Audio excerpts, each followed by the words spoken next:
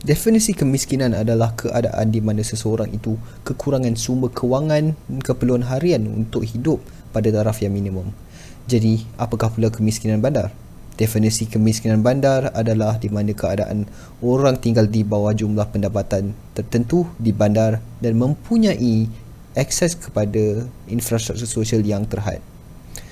Kekangan kewangan telah menutup peluang golongan miskin untuk keluar dari kitaran kemiskinan. Kesan ini boleh menyebabkan pergolakan awam di sesebuah negara dan juga menggugat keselamatan negara. Malaysia telah menggorak langkah dalam membasmi kemiskinan melalui dasar ekonomi baru atau lebih dikenali sebagai DEB. Rancangan DEB telah membuahkan hasil apabila kadar kemiskinan negara telah turun daripada 46.3% di tahun 1970 kepada 5.7% pada tahun 2005. Walau bagaimanapun, kemiskinan masih wujud, lebih-lebih lagi dengan iklim pembangunan yang pesat di kawasan bandar. Sebelum kita mengupas tentang topik ini lebih mendalam, kajian ini dilaksanakan dari sebahagian kursus wajib Universiti Kebangsaan Malaysia, Etika dan Peradaban. Mari kita dengar pembentangan rakan-rakan setugas. Nama saya Nifakia Ahmad Rafiq dan saya akan membentangkan tentang latar belakang kemiskinan bandar dan pandemik COVID-19 di Malaysia. Okey, baiklah. Kemiskinan bandar dibahagi pada 3 aspek, iaitu kemiskinan relatif, iaitu ketidakseimbangan pendapatan suatu kumpulan dalam satu masyarakat. Kemiskinan mutlak bermaksud ketidakmampuan untuk memperoleh keperluan asas minimum yang diperlukan untuk kehidupan seseorang manusia mengikut satu piawaian. Dan juga kemiskinan tegar, iaitu ketidakmampuan individu atau isi rumah untuk memperoleh pendapatan bulan kurang daripada pendapatan garis kemiskinan atau PGK. Di Malaysia, pengukuran kemiskinan didasarkan pada pendapatan garis kemiskinan atau PGK ini dan dapat dikira berdasarkan jumlah pendapatan yang diperlukan oleh sesebuah isi rumah bagi memenuhi keperluan minimum makanan yang mengambil kira pemakanan yang seimbang dan juga bukan makanan untuk hidup manusia yang sihat dan aktif. Contoh perumahan, pakaian, pengangkutan dan pembelanjaan lain dalam masyarakat. Jika pendapatan rumah tangga itu di bawah PGK, maka rumah tangga tersebut dianggap sebagai miskin. Sekarang kita akan lihat kadar kemiskinan mengikut strata dari tahun 2002 sehingga 2019. Data ini telah disediakan oleh Unit Perancangan Ekonomi atau EPU. Mana kita dapat lihat dalam jadual tersebut, penduduk di luar bandar mempunyai peratusan kadar kemiskinan yang lebih rendah berbanding mereka yang duduk di luar bandar. Mana di bandar, kadar kemiskinan hanyalah 3.8% pada tahun 2019, manakala luar bandar mempunyai kadar kemiskinan 12.4%. Kalau ikut etnik pula, dari tahun 2002 sehingga 2019, mereka yang bumi putera, itu yang terdiri daripada golongan Melayu, orang asli dan juga penduduk di Sabah dan Sarawak mempunyai peratusan kadar kemiskinan yang tertinggi antara kaum Cina dan kaum India. Okay. Apakah itu PGK? Kita tanya. PGK ataupun pendapatan garis kemiskinan merupakan pendapatan isi rumah yang telah ditetapkan oleh Unit Perancangan Ekonomi dan Jabatan Perdana Menteri. PGK digunakan sebagai pengukuran kepada status kemiskinan bagi sesuatu isi rumah yang berdaftar. Jadi, jika pendapatan rumah tangga tersebut di bawah PGK, rumah tangga tersebut dianggap sebagai miskin. PGK mempunyai klasifikasi kumpulan mengikut pendapatan isi rumah, di mana kita ada T20 iaitu the top 20%, M40 middle 40% dan juga B40 the bottom 40%. Terusnya, saya akan bentangkan tentang latar belakang wabak COVID-19. So, wabak COVID-19 merupakan wabak penyakit berjangkit terbesar yang pernah melanda Malaysia. Virus ini boleh tersebar melalui meludah, menyentuh mulut atau hidung dan juga mungkin bercakap. Wabak COVID-19 yang berterusan sehingga kini telah meragut lebih daripada 32,000 nyawa rakyat Malaysia. Langkah yang kerajaan ambil untuk membendung wabak COVID-19 ini adalah dengan pertamanya melakukan Perintah Kawalan Pergerakan atau PKP. Pada 18 Mac 2020, Malaysia telah melaksanakan Perintah Kawalan Pergerakan atau PKP dalam 4 fasa dalam tempoh 2 bulan yang berakhir pada 12 Mei. Masa PKP ini, rakyat perlu berada di dalam kuarantin atau lockdown dan mengamalkan penjarakan sosial di mana sesebuah individu harus menjaga jarak dengan individu lain sebanyak 2 meter dan juga mereka diwajibkan memakai pelitup muka semasa keluar rumah. Lepas itu, pada 4 Mei 2020, arahan PKP telah bertukar kepada PKP bersyarat sehubungan dengan pembukaan sebahagian sektor ekonomi yang telah diberitahu oleh Perdana Menteri. Kemudiannya, pada 10 Jun 2020, arahan PKPB telah ditukar kepada PKP Pemulihan atau PKPP di mana sektor ekonomi, pendidikan, agama, hospitality dan pelancongan dibuka semula, tapi hanya dengan prosedur operasi standard yang ketat. Pada 27 Mac 2021, Malaysia telah menggunakan pendekatan yang lebih efektif dalam menangani wabak COVID-19 dengan mengenal pasti terlebih dahulu daerah dan kawasan berisiko yang tinggi.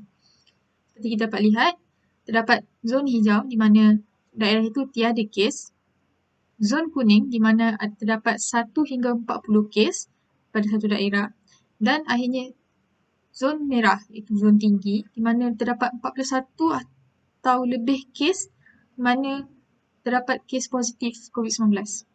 Jadi semua penduduk di zon merah dikehendaki berada di dalam rumah pada setiap masa. Pangkalan perubatan disediakan dan saringan COVID-19 dijalankan dari pintu ke pintu semua penduduk menggunakan kaedah RT-PCR. Semua aktiviti perniagaan di kawasan tersebut juga dihentikan kecuali perkhidmatan penting.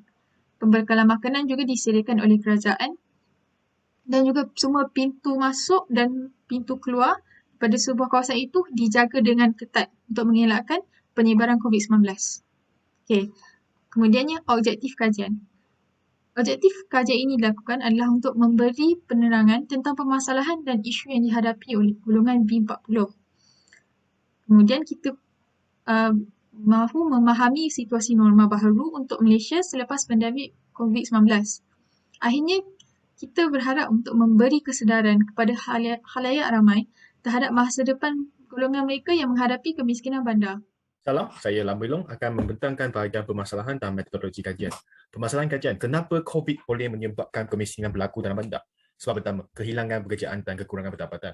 Dalam pandemik ini, banyak orang menghadapi masalah kehilangan kerja, penurunan gaji. Tetapi orang yang kehilangan sumber pendapatan masih perlu bayar untuk berbagai bayaran, contohnya makanan harian, insurans, kereta, rumah. So macam mana diorang bayarkan bayaran tersebut, diorang akan menggunakan wang simpanan sehingga mereka menemui sumber pendapatan baru. Tetapi kajian menunjukkan bukan semua orang mempunyai wang simpanan sebanyak 6 bulan gaji untuk mengatasi masalah kecemasan macam ini. Maka, kalau diorang habis wang simpanan mereka, dia akan menghadapi masalah kemiskinan pada masa depan. Sebab kedua ialah kedai fizikal terpaksa ditutup kerana wabak COVID dan juga PKP. PKP ni dia tidak membenarkan orang ramai untuk pergi ke market fizikal, pasar fizikal untuk buat aliran tunai. So banyak pemilik kedai dia cuba untuk mengubahkan kedai fizikal mereka kepada kedai atas talian online shop. Tetapi gagal. Kenapa gagal? Sebab banyak pemilik kedai dia berumur tinggi dan mengalami kesukaran menggunakan komputer. Dia tak ada kemahiran menggunakan komputer dan juga mempunyai kebimbangan teknikal, or we call it technical anxiety. Dia risau, takut untuk menggunakan komputer tersebut. Sebab kedua gagal ialah dia kekurangan pengetahuan pengurusan atas talian. Dia tak ada online management knowledge dan juga sokongan teknikal daripada pihak luar untuk convertkan kedai fizikal kepada online shop. Sebab ketika COVID menyebabkan kemiskinan ialah yuran perubatan selepas sembuh daripada COVID. COVID ni dia bukan demam sembuh tanpa sebab lain. Dia lepas sembuh dari COVID, dia bawa banyak kesan sampingan. So kesan sampingan ni boleh menjadi beban terhadap kehidupan harian kita. So orang terpaksa bayar yuran perubatan lebihan untuk berbagai ubat dan perkhidmatan bertujuan untuk mengurangkan kesan tersebut. So yuran perubatan ini dia perjalanan jangka panjang. Dia bukan 1-2 bulan saja. Dia sepanjang usia dia. Mungkin sepanjang usia dia sebab sampai hari ini sekarang tiada ubat lagi untuk sembuh daripada COVID tanpa sebarang kesan sampingan. So, apa akan berlaku kalau kemiskinan berlaku dalam kawasan bandar? So, kesan pertama ialah keturunan niat kesuburan. So, birth rate akan dropping sebab pembelajaran kita tahu pembelajaran untuk membesarkan seorang anak adalah tinggi. Jangkaan bagi sehingga ijazah agak 250,000. Dan kuasa pembelajar orang ramai sekarang dalam pandemik ini yang menghadapi potongan gaji sukar untuk mengejarkan pendapatan mereka. So, aspek kedua ialah aspek kesihatan. Banyak orang risau COVID ni sebab kadar COVID, kematian COVID ni yang tinggi terhadap usia muda, terutamanya bayi dan juga kesan sampingan sepanjang usia dia sejak kecil. So, atas dua sebab ni, keturunan niat kesuburan akan menurun. So, apa kesannya kalau niat kesuburan turun? Kesan akhirnya, penuaan penduduk dunia, world population aging problem. So, kenapa? So, apa akan berlaku kalau world population problem berlaku? Kejatuhan kadar inovasi sebab kita tahu banyak perubahan teknologi baru yang futuristik, kebanyakan daripada orang yang lebih muda. Dan juga krisis dalam penjagaan akhir hayat untuk warga itu akan berlaku. Sebab bilangan penjaga untuk menjagakan warga tu pada masa depan tidak mencukupi untuk mereka sebab ni kesuburan telah turun pada masa sekarang. Kesan kedua kalau kemiskinan berlaku dalam bandar ialah kejatuhan nilai mata wang. So, dalam pandemik ni, kerajaan telah banyak memberikan sokongan kewangan, contohnya voucher kewangan, contohnya kawakan harga pasaran. So, objektif dia baik untuk menyokongkan upaya rakyat memberikan barang keperluan harian. Tetapi, dengan menggunakan cara macam ni, Malaysia mungkin tersesat dengan peningkatan inflasi. Kenapa berlaku inflasi? Sebab kata permintaannya sama, semua rakyat, tetapi harga setiap produk tu naikkan disebabkan oleh kesan inflasi sebab kerajaan memasukkan nilai wang yang sebelum ni tidak tergantung dalam pasaran. So, apa akan berlaku kalau inflasi berlaku? Ringgit Malaysia mula akan menurun nilai nominal dalam seluruh dunia. So, kalau menurun, yuran import kita akan menjadi sangat tinggi. Terutamanya terhadap produk yang tidak dapat kita import, yang tidak dapat kita hasil. Contohnya produk elektrik dan elektronik yang kita tak ada kemahiran dan teknologi, dan juga produk petroleum sebab tak ada sumber. Untuk metodologi kajian, dalam ni kita menggunakan internet untuk berbagai sumber online, platform berita dan forum, kajian perpustakaan yang berbagai jurnal dan pengkaji tempatan dan juga luar negara. Kita juga menyediakan soal statistik sebagai data premier. Soalan yang kita binakan untuk ni terhadap sasaran audien kita B40 dalam bandar terhadap pendapat mereka terhadap masyarakat pada masa kini. Itu saja daripada saya. Thank you. Mari kita lihat apakah kajian-kajian lepas dapat memberi jawapan tentang faktor yang mempengaruhi kemiskinan bandar dan apakah impak kemiskinan bandar terhadap individu dan masyarakat. Terdapat banyak faktor yang boleh mempengaruhi kemiskinan bandar, sama ada faktor individu atau faktor masyarakat. Menurut hipotesis pengkaji UC Berkeley, kemiskinan dalam bandar berlaku kerana perubahan struktur ekonomi di sesebuah negara. Menurut mereka, perkara ini terjadi apabila majikan mula mengadaptasikan teknologi untuk mengurangkan kos tenaga kerja, perkembangan sektor perkhidmatan di sesebuah negara dan juga persaingan industri antarabangsa. Kita boleh lihat teknologi kini yang lebih efisien, jauh lebih murah dari kos buruh dalam jangka masa yang panjang telah menjadi tunjang kepada sesetengah syarikat. Ini bermakna pekerja kurang mahir telah digantikan dengan robot-robot. Selain itu, perkembangan industri perkhidmatan bermakna penurunan sektor perindustrian dan perkilangan di bandar. Ini bermaksud pekerja perindustrian yang kehilangan kerja tidak mempunyai kemahiran yang sesuai untuk mencari kerja di sektor perkhidmatan. Ini telah mengurangkan peluang pekerjaan mereka di pasaran kerja. Menurut pengkaji tempatan, migrasi luar bandar ke bandar juga boleh menjadi pendorong kepada kemiskinan bandar. Perkara ini dikenali sebagai transformasi kemiskinan. Apabila migrasi ini berlaku, ia boleh menyebabkan pelbagai masalah seperti kewujudan pertempatan setinggan, peningkatan kes jenayah, masalah kesihatan dan juga tekanan hidup. Ini boleh terjadi kerana peningkatan penduduk bandar yang dalam masa yang singkat telah meletakkan tekanan kepada kerajaan tempatan untuk memenuhi peruntukan servis dan infrastruktur, menyediakan peluang pekerjaan dan menyediakan tempat tinggal gelandangan ataupun rumah yang berpatutan. Mari kita lihat apakah impak pandemik terhadap kemiskinan dan ketidaksamaan. Seperti yang kita tahu, impak COVID-19 adalah teruk kepada semua lapisan masyarakat. Walaupun kita semua merasa akan kesan tersebut, kesannya tidak sama untuk semua orang. Tidak lain dan bukan, golongan B40 merupakan golongan yang paling terkesan apabila Perintah Kawalan Pergerakan dikenalkan. Ramai di kalangan mereka telah kehilangan punca pendapatan serta-merta. PKP telah menjejaskan pendapatan negara pada tahap makro dan juga pada tahap mikro kerana kurang transaksi berlaku di dalam negara dan antarabangsa. Menurut Jabatan Perangkaan Malaysia, sebanyak 20% daripada golongan M40 beralih kepada B40 dan manakala 12.8% T20 beralih kepada M40. Ini menunjukkan ramai yang bergantung kepada satu punca pendapatan lebih mudah terdedah kepada impak sedemikian. Selain itu, Malaysia Institute of Economic Research telah meramal sebanyak 2.4 juta orang akan kehilangan pekerjaan. Seperti yang dimaklumkan oleh World Health Organization, wabak coronavirus mempunyai kadar penularan yang sangat tinggi dengan transmisi secara udara. Ini telah memberi impak yang sangat ketara kepada penduduk PPR yang telah dikuarantin di dalam bangunan sendiri, dikelilingi oleh pihak berkuasa berjaga sepanjang kawasan perumahan mereka sepanjang PKPD dilaksanakan. Penduduk di kawasan perumahan yang kotor dan padat dengan penduduk adalah lebih berkemungkinan untuk mendapat jangkitan berjangkit. Secara tidak langsung, PPR yang merangkumi bangunan-bangunan flat telah menjadi kluster COVID. Ini telah berlaku di PPR Kampung Limau, yang mana kerajaan telah mengerahkan tentera untuk kuarantinkan penduduk Kampung Limau. Ini telah menjejaskan punca pendapatan penduduk Kampung Limau. Assalamualaikum, hai, nama saya Nurina Nabila binti Bahrin. Hari ini saya nak membentangkan tentang dapatan kajian. Kami melakukan dapatan kajian melalui Google Form, iaitu medium atas talian, mudah dan pantas untuk mendapatkan respon. Kami menyebarkan pautan Google Form melalui WhatsApp dan Telegram. Analisis dan perbincangan. Bahagian 1, demografi. Demografi terbagi kepada 4, iaitu bangsa, umur, gaji dan tanggungan. Untuk bangsa Melayu mendominasi carta pie ini dengan 37 orang responden. Umur pula 18 hingga 30 tahun mendominasi carta ini juga. Seterusnya gaji. Gaji yang paling didominasi ialah B1, iaitu 2,500 ke bawah.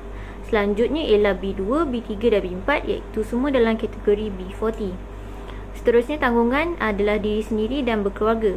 Kebanyakan daripada responden ialah tanggungan diri sendiri. Seterusnya bahagian 2 iaitu sebelum COVID. Bahagian 2 dalam ini ada sektor pekerjaan. Kebanyakan sektor pekerjaan yang diisi ialah pendidikan dan pelajar biasiswa. Seterusnya tentang gaji minimum 1,200. Kebanyakan responden tidak bersetuju dengan gaji minimum tersebut. Seterusnya komitmen bulanan. Kebanyakan mereka yang menjawab ini mempunyai komitmen bulanan, iaitu sebanyak 39 orang. Seterusnya, kategori perbelanjaan. Kebanyakan responden memilih untuk makanan, tempat tinggal, iaitu sewa dan hutang rumah serta bil api dan air. Ia merupakan perbelanjaan asas bagi kehidupan manusia. Seterusnya, baki gaji bulanan. Kebanyakan daripada mereka memilih baki gaji sebanyak 10 hingga kosong, iaitu langsung tiada simpanan. Seterusnya, insurans kesihatan. Kebanyakan daripada mereka tidak mempunyai insurans kesihatan, seramai 24 orang. Seterusnya, instrumen pelaburan. Kebanyakan daripada mereka juga tidak mempunyai instrumen pelaburan, iaitu sebanyak 30 orang. Simpanan gaji 6 bulan. Kebanyakan daripada mereka membuat juga simpanan, tetapi tidak lebih daripada 6 bulan gaji, iaitu kurang, seramai 23 orang. Seterusnya, pengalaman kecemasan yang memerlukan wang besar. Kebanyakan daripada mereka mengalami kecemasan tersebut. Seterusnya, bahagian 3 iaitu status pekerjaan. Kebanyakan daripada mereka menjawab mereka tidak pernah kehilangan pekerjaan sewaktu PKP, seramai 37 orang. Bahagian 3, semasa COVID, kumpulan A, iaitu yang dibuang kerja. Seramai 7 responden yang menjawab soal sidik ini. Soalan pertama iaitu pekerjaan sambilan. Kebanyakan responden mempunyai pekerjaan sambilan, seramai 5 orang. Seterusnya, pencarian pekerjaan baru. Ke-7 responden menjawab ya, mereka mencari pekerjaan baru. Seterusnya, bantuan kewangan. Kebanyakan daripada mereka tidak mengambil bantuan kewangan, iaitu 4 responden tidak mengambil bantuan kewangan. Seterusnya, kecukupan bantuan. Rata daripada mereka tidak mendapat bantuan kewangan yang cukup, seramai 6 orang. Seterusnya, pinjaman wang. Mereka kebanyakan tidak mempunyai sebarang pinjaman wang. Bahagian 3, semasa COVID, iaitu kumpulan B yang masih bekerja. Soalan pertama ialah pemotongan gaji. Kebanyakan daripada mereka tidak mengalami pemotongan gaji, iaitu seramai 33 orang. Seterusnya, subsidi gaji. Subsidi gaji juga tidak dikenakan kepada mereka iaitu seramai 34 responden. Seterusnya, perbelanjaan bertambah. Kebanyakan daripada mereka mengalami pertambahan dalam perbelanjaan seharian, iaitu seramai 26 orang. Seterusnya, kesimpulan. Penduduk kota hilang kuasa pembelian kerana kos sara hidup yang amat tinggi. Berbeza dengan luar bandar. Mereka memerlukan pelan kewangan yang strategik dan kesedaran tentang pelan-pelan kewangan terhadap diri dan keluarga. Mereka juga perlu ada pelan sekunder dari segi kewangan dan pekerjaan. Mereka juga boleh memohon dengan bantuan-bantuan kerajaan seperti Bantuan Keluarga Malaysia. Stigma miskin bandar ini wajib dihapuskan dengan sistem gaji pekerja yang sesuai dengan ekonomi. Sekian, terima kasih.